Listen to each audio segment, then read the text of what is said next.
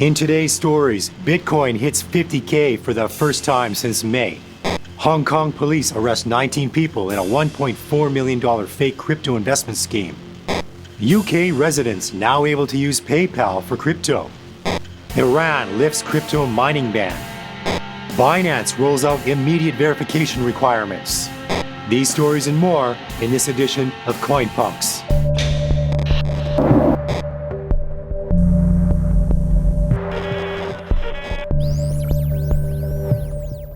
Welcome to Coinpunks, where we cover the top stories in the crypto space, helping you get informed on all things related to digital assets.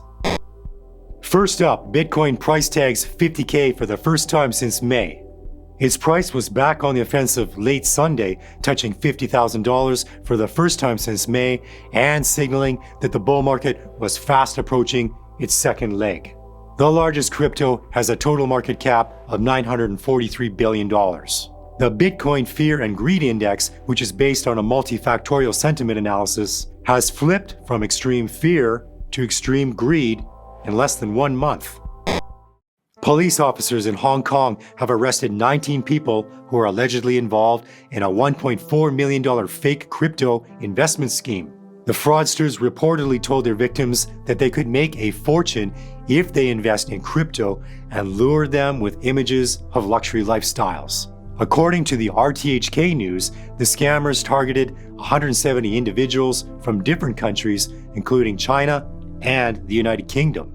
Officers arrested 11 men and 8 women and also seized 9 computers, 128 smartphones, a racing car, crypto worth $6,000, and $180,000 in cash during the 2-day police operation. Crypto crimes in the first 6 months of 2021 have already exceeded the total number recorded in 2020, according to the South China Morning Post. Beginning this week, residents of the United Kingdom will be able to buy, hold, and sell cryptocurrencies through PayPal for the first time, marking a significant milestone for a company that began offering digital asset services less than a year ago. The global payments provider announced last Sunday that UK customers will soon have access to Bitcoin, Ethereum, Litecoin, and Bitcoin Cash through PayPal's website and mobile app. The announcement makes the first expansion of PayPal's crypto services beyond the United States, a service that first launched in November of last year. Among all European countries, PayPal use is highest in the United Kingdom at over 2 million monthly active users.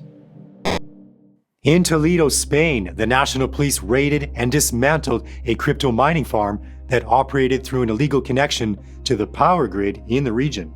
Agents were alerted about the occurrence due to the unusual amount of heat that was emitted by the house associated with a very high energy consumption. The farm had more than 100 miners operating and an elaborate ventilation and refrigeration system, according to police reports. Local media stated that the search party was expecting something more common in the area, a cannabis farm. And apparently this is not the first time that a crypto farm was confused with a cannabis farm.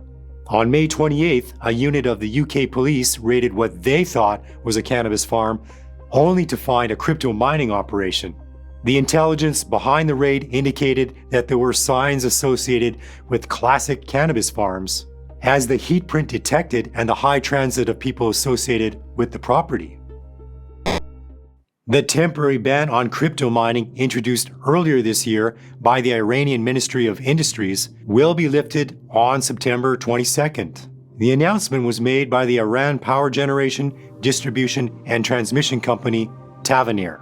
The restrictive measure was announced in May by the then Iranian President Hassan Rouhani amid an increasing power deficit causing blackouts in many parts of the country. The energy-intensive coin minting process was partially blamed for the shortages. Iran recognized crypto mining as a legal industrial activity back in July of 2019. Mining businesses were required to obtain a license from the Ministry of Industries and pay for the used electricity at export prices. The department has issued mining permits to 30 companies so far.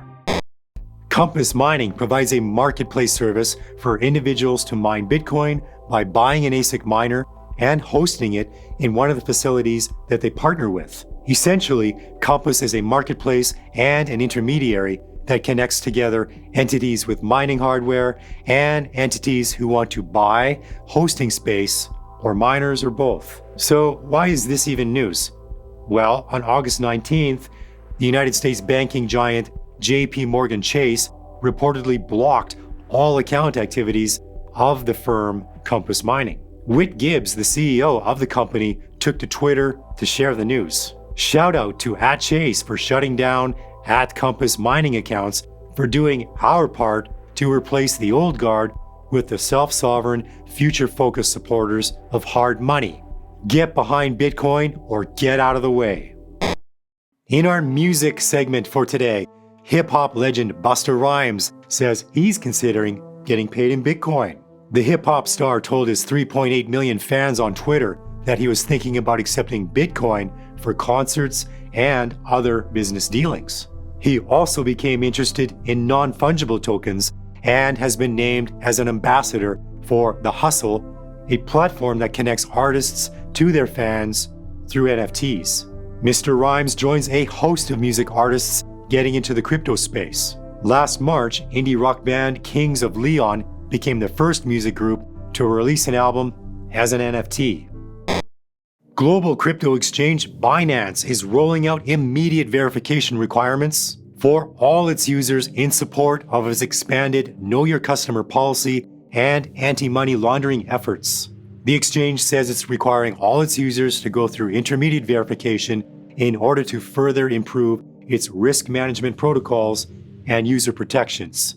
Completion of this new requirement involves the submission of ID documents and the user's photo for facial verification. Users who decline to go through the additional verification steps will only be able to withdraw funds, close positions, cancel orders, and redeem tokens. The move comes as Binance takes steps to comply with regulatory standards across various territories. Binance is currently facing scrutiny from financial regulators around the world. This wraps up things for today's show. Leave your comments on today's stories and also drop suggestions for what you'd like coverage on in the future. If you like today's show, give it a like and subscribe by slapping that sub button. Hey, if you're on the go, you can get the same content in our podcast over at www.coinpunks.ca. Take care and catch you in the next one.